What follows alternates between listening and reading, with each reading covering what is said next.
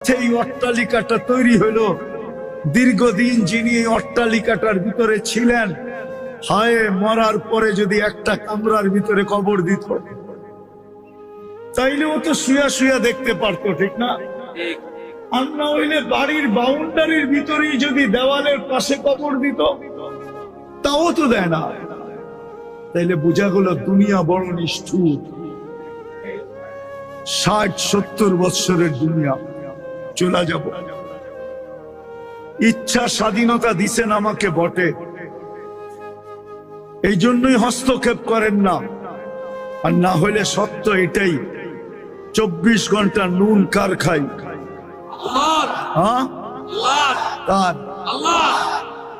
ও যুবক, রাগ হয়েও না। বিসিকের মানুষগুলা বলেন, ব্যক্তিত্ব আগে না অস্তিত্ব আগে?